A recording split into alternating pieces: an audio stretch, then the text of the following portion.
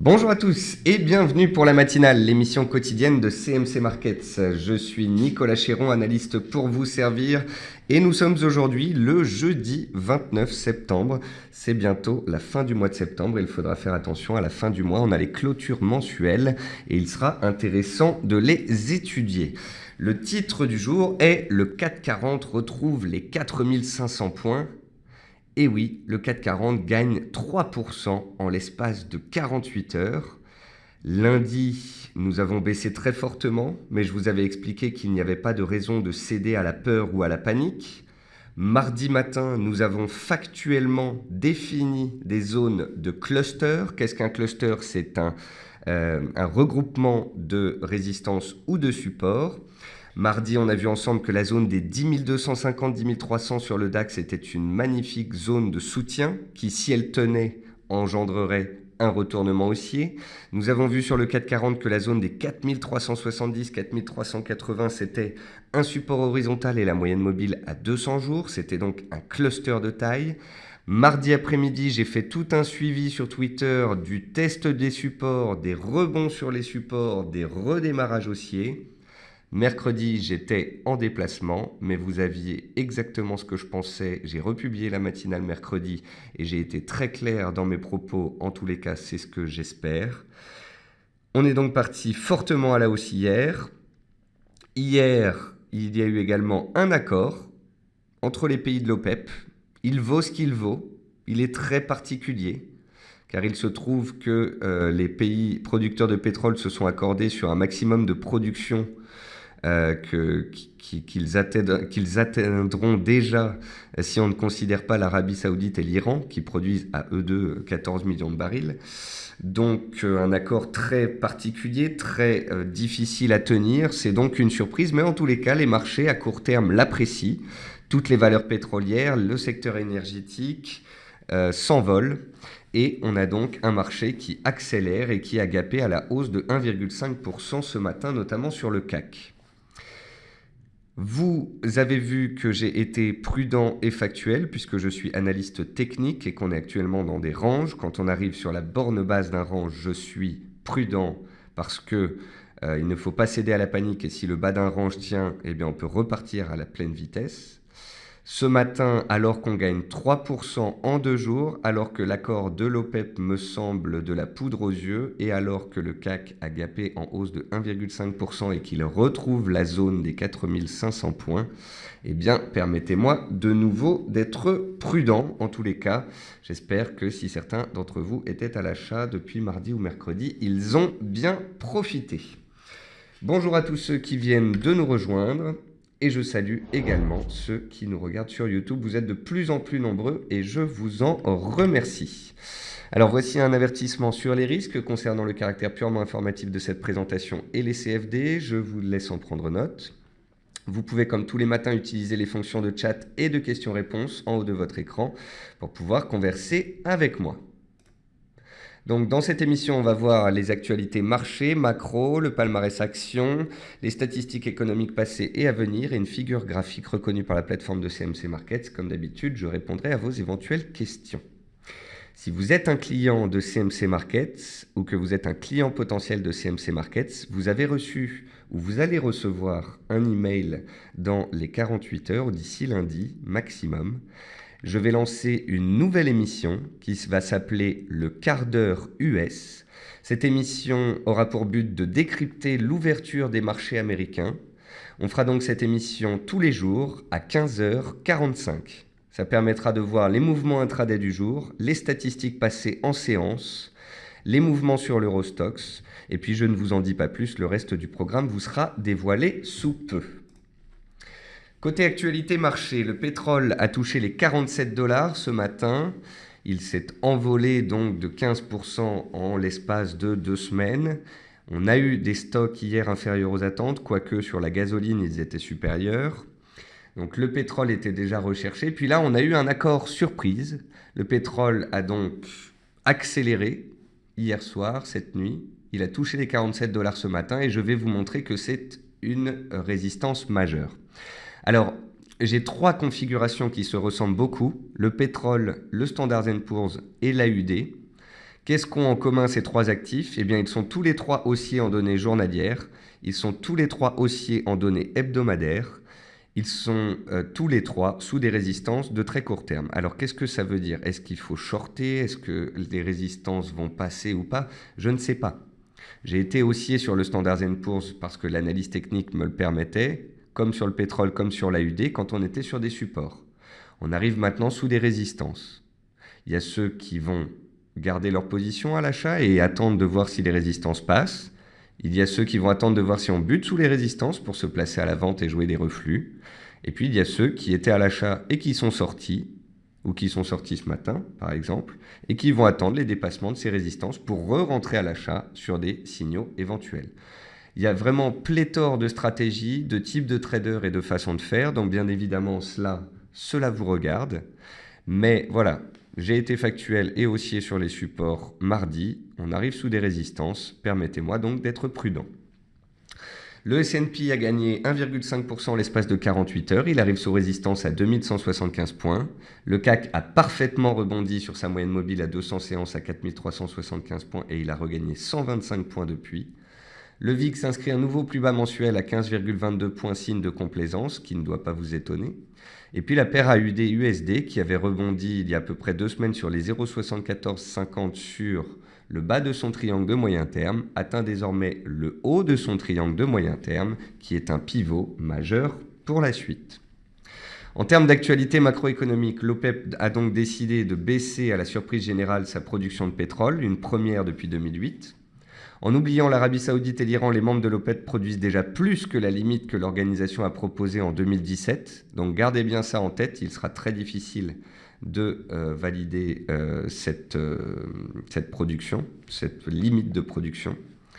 Mario Draghi a défendu son bilan hier devant le Parlement allemand. Les taux bas et le QE ont contribué selon lui à une croissance plus forte et à la création d'emplois en Allemagne.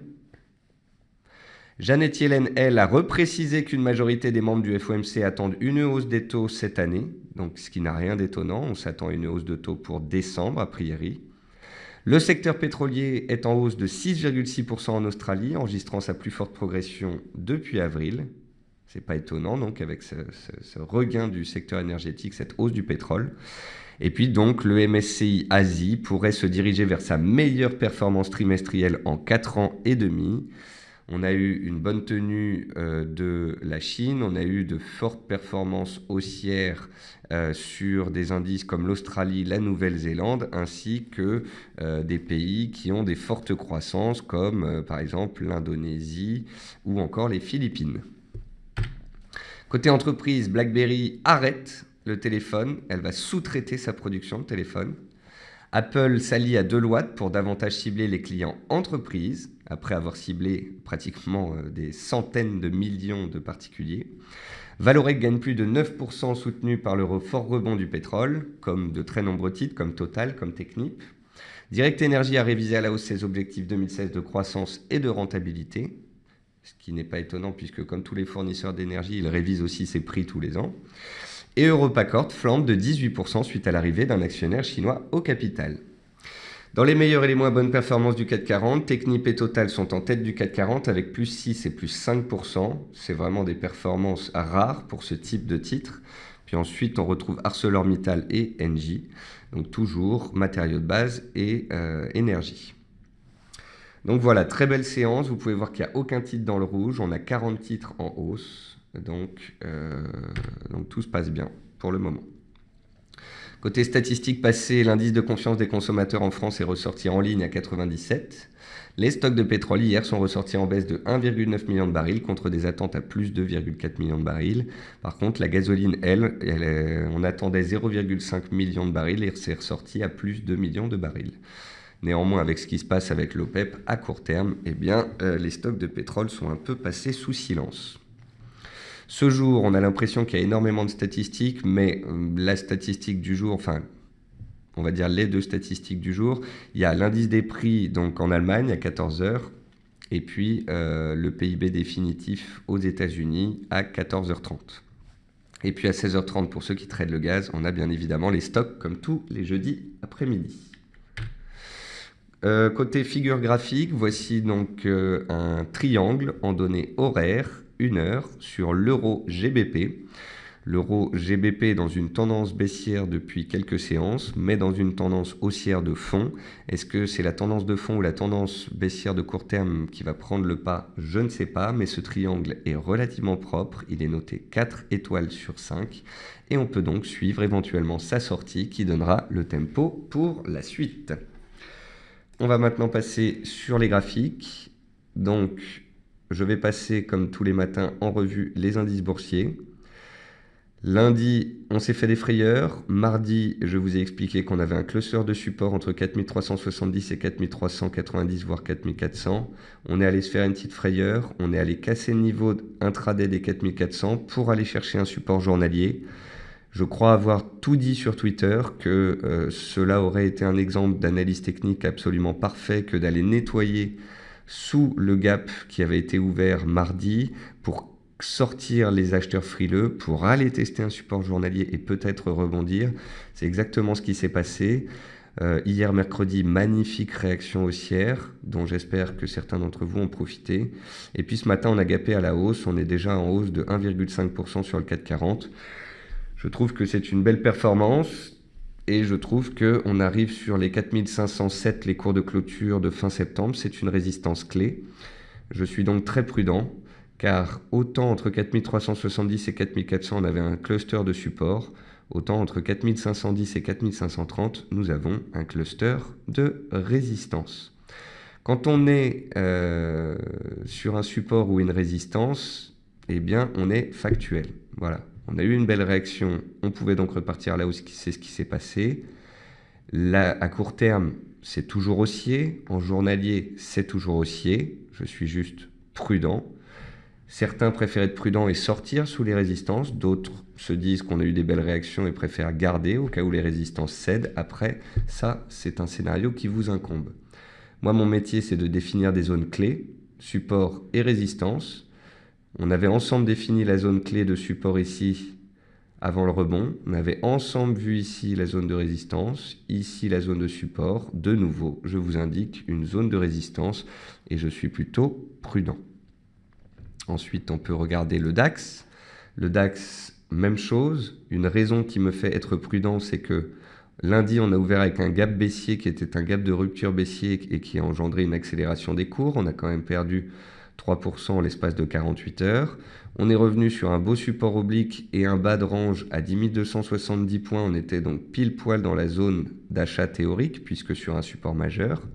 On est reparti à pleine vitesse. Ça fait 48 heures qu'on monte. On est arrivé ici sur une résistance majeure à 10 580 points sur le gap ouvert lundi. C'est une résistance clé. Je me dois d'être prudent. Le S&P 500 a tenu les 2150 points mardi dernier. Mercredi, il est venu prendre appui sur sa MM30 et il a fait une très belle séance haussière. Ce jour, il est bien orienté. Si le S&P passe les 2175 points en puissance, il ouvre un nouveau potentiel haussier et il permettrait alors au CAC et au DAX de casser les résistances que je vous ai indiquées et d'aller plus haut, c'est certain.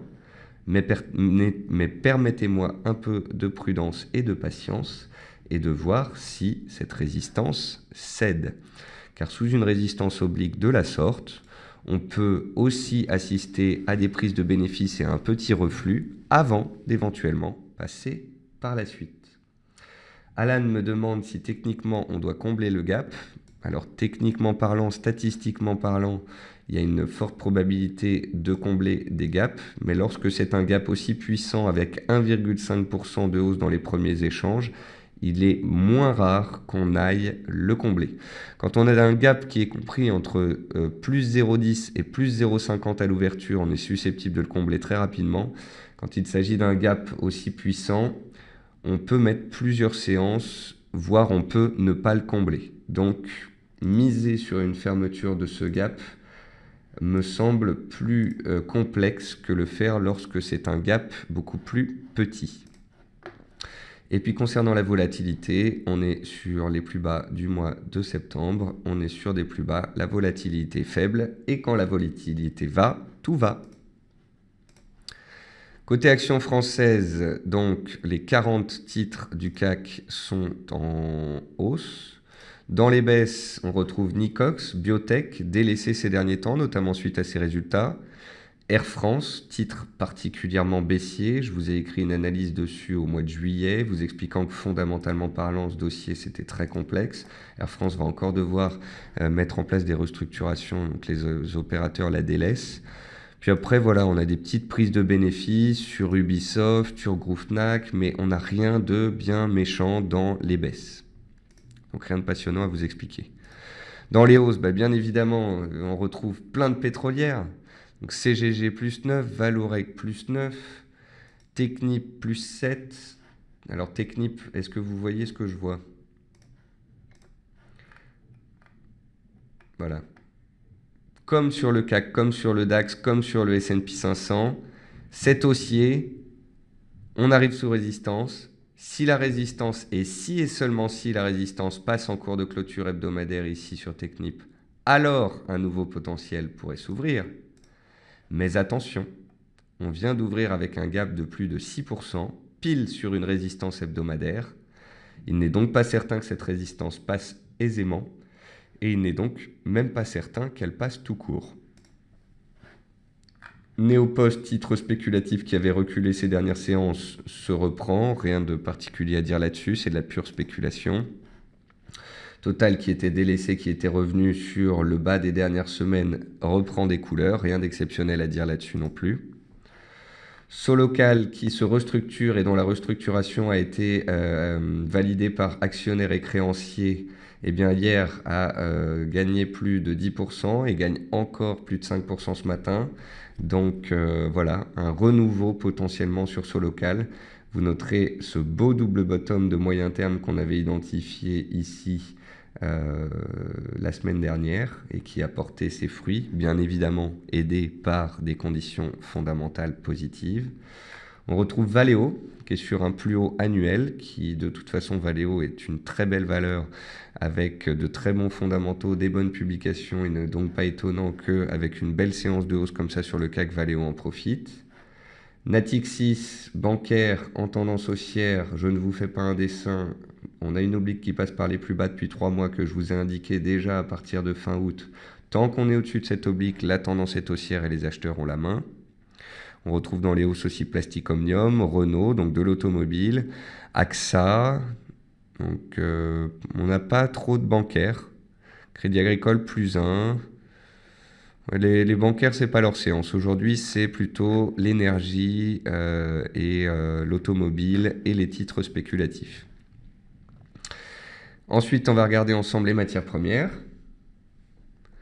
Donc sur les matières premières, le sucre qui avait fait une étoile filante ne l'a pas validé. Il est dans une tendance haussière massive de moyen terme et il a continué de monter. Ça, la séance du jeudi, ici 22 septembre, c'était une possible alerte d'une mise en place de consolidation, mais je vous avais expliqué que pour ce faire, il fallait casser les 21,50 et on ne les a pas cassés. Donc qui dit absence de signal baissier dit reprise de la tendance de fond qui est ici haussière. Le jus d'orange continue de grimper, toujours en tendance haussière, mais attention, peut-être un excès haussier ici hier. Donc il faudra voir dans les séances à venir si la hausse continue d'être linéaire ou si au contraire on met en danger le seuil ici, le seuil psychologique des 200 et l'oblique haussière. Concernant le pétrole, on avait vu ensemble que le pétrole, il y a 10 jours, avait fait un beau double bottom sur les 42,50. On avait vu qu'il était soutenu avec les spéculations en vue d'un accord possible à Alger. Je vous avais dit ne pas croire à un accord à Alger. Et il est vrai qu'à ce sujet, j'ai eu tort. Et quand j'ai tort, je le dis. Je ne veux pas faire celui qui a tort, mais qui essaye de s'expliquer. Simplement, sachez que l'accord que les pays producteurs ont mis en place est un accord qui ne pourra pas être suivi d'un respect de cet accord. Cet accord veut valider une production des pays producteurs à un niveau qu'ils ne pourront absolument pas tenir. Car comme je vous le disais tout à l'heure, même si on exclut l'Iran et l'Arabie Saoudite, actuellement, l'ensemble des autres pays produisent déjà plus que la limite que ces pays producteurs ont fixée pour 2017. Donc pour moi, c'est un vrai faux accord. Voilà, c'est de la poudre aux yeux. Et on verra donc dans les mois à venir comment cela se passe. Concernant l'argent et l'or, on est toujours dans des consolidations. J'avais quand même bien fait de vous alerter sur le fait que sans cassure haussière du triangle, on avait des risques de revenir vers la borne basse. C'est ce qui s'est passé sur l'argent. Et sur l'or, je vous avais expliqué qu'on était dans un triangle, dans une tendance haussière, que si on sortait par le haut, c'était très beau, mais que tant qu'on ne sortait pas par le haut, une rotation baissière était tout à fait possible. Et c'est exactement ce qui est en train de se passer. Concernant le maïs et les autres graminées, on a échoué la semaine dernière sous résistance et là on revient sur les supports. Si on est réagi favorablement de nouveau sur ces supports, eh bien de nouveau le scénario haussier pourrait tenter de prendre le pas. Sur l'avoine, on est toujours donc dans un range et concernant le blé, on est sous résistance aussi. À noter que le maïs est sur support, l'avoine est sur le haut de son range, le blé est sur le haut de son range et j'ai l'impression qu'à très court terme, le blé est celui qui surperforme le plus. Donc si les graminées devaient donner un signal, le blé serait peut-être le premier à le faire et serait peut-être le plus performant à la hausse. Et puis le pétrole, j'allais l'oublier, non c'est bon, on l'a regardé, donc voilà, on est passé du bas du triangle au haut du triangle, et comme sur le SP500 et comme sur le DAX, si on passe, ce sera un signal, on peut monter, si ça ne passe pas, un reflux serait tout à fait envisageable. Et puis pour finir, on va regarder les devises. Alors j'ai Pascal qui me dit « Bonjour Nicolas, peut-on comment expliquer la bonne tenue des financières compte tenu des problèmes de la Deutsche Bank ?» Alors Pascal, la Deutsche Bank a perdu 50% depuis le début de l'année, elle a perdu 35% ces dernières semaines. Elle nous a alerté en début de semaine sur une situation qui était épique, dramatique, historique. L'État allemand a dit qu'il ne l'aiderait pas pour ses amendes. Deutsche Bank a répondu qu'elle n'avait pas besoin d'aide. Les officiels de la Deutsche et des officiels allemands ont continué de parler à la presse pendant les 48 heures en disant que tout allait bien. Donc écoutez, tout va bien, eh bien voilà, tout va bien, les bancaires se reprennent. Donc l'effet Deutsche Bank a entraîné une baisse début de semaine, cet effet est passé, Deutsche Bank semble sauver, alors bien évidemment vous savez que c'est faux et vous savez qu'on en reparlera dans plusieurs semaines ou plusieurs mois, mais à très court terme l'effet psychologique de la résolution de ce problème, c'est on occulte et on se concentre sur les bonnes nouvelles et on remonte. Voilà. Et c'est la même chose pour Monte dei Paschi en Italie, pour toutes les banques italiennes. De toute façon, elles ont énormément perdu en capitalisation, elles sont très basses, elles pourraient être recapitalisées, elles pourraient être aidées par des fonds que l'Italie aura le droit de débloquer si nécessaire. Donc comprenez bien que ce sont des situations dramatiques pour les bancaires européennes, des situations peut-être même systémiques, mais vous m'avez déjà entendu dire ça. Ce sont des institutions qui sont too big to fail, c'est-à-dire trop gros pour tomber. Si des bancaires se retrouvent dans des situations dramatiques, les États les aideront, car laisser une bancaire faire faillite, c'est déstabiliser les marchés financiers, c'est détruire des emplois, c'est déstabiliser tout le secteur financier. Donc, vaut-il mieux qu'un État prenne son chéquier et aide une banque pour qu'elle se remette sur pattes ? Ou vaut-il mieux qu'un État laisse faire la concurrence et laisse faire faillite à une banque qui a mal géré sa situation? Vous connaissez la réponse qu'ont choisi nos gouvernants. Pour finir, donc le Forex, l'AUD-USD. Donc l'AUD-USD, c'est comme le pétrole, c'est comme le S&P, tendance haussière de moyen terme, tendance haussière de court terme, mais à très court terme, je ne cède pas à l'euphorie. On vient de prendre 250 points depuis le support qu'on avait identifié ensemble ici. On arrive sous résistance. Si et seulement si cette résistance passe, ce sera un signal de continuation de tendance, de sortie de triangle de moyen terme, et alors on pourra éventualiser plus de hausse. Mais à contrario, puisqu'on vient de passer de support à résistance, qu'on est sous une oblique majeure, permettez-moi d'être factuel, attentiste et prudent. Donc ça, c'est pour l'AUD-USD. Concernant l'euro, on est toujours dans un triangle et on s'ennuie comme jamais. Je n'ai rien à vous dire là-dessus. Concernant la livre, on fait mumuse avec des obliques, mais en fait, il y a une très faible volatilité. Et il n'y a pas grand-chose à vous dire, si ce n'est qu'on est dans une tendance baissière de fond, dans un range depuis 3 mois, et que là, on se cherche entre 1,29 et 1,31,20. Il sera intéressant de suivre la sortie de cette zone. Puis concernant le NZD, ça reste la monnaie la plus forte contre le dollar dans les majeurs depuis le début de l'année. Et à court terme, c'est très neutre, donc pas passionnant. Et pourquoi est-ce que c'est pas passionnant? Tout simplement parce que le dollar n'est pas passionnant. Le dollar qui est compris ici dans un carcan entre, on va dire, 95 et 95,60. Et tant qu'on sera dans ce range-là, on s'ennuie et on attend des signaux clairs.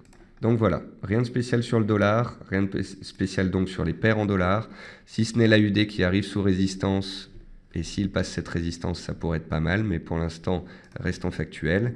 Concernant les matières premières, vous avez vu qu'il n'y a pas grand-chose qui m'enchante, si ce n'est de surveiller un éventuel signal haussier des graminées, et puis de voir si le pétrole reflue ou s'il passe, mais je ne deviens pas euphorique sur le pétrole suite à cet accord de l'OPEP, et vous aurez bien compris pourquoi.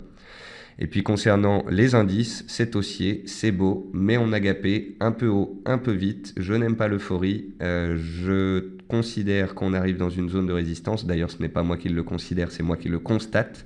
C'est l'analyse technique qui me fait constater qu'on arrive dans une zone clé de résistance.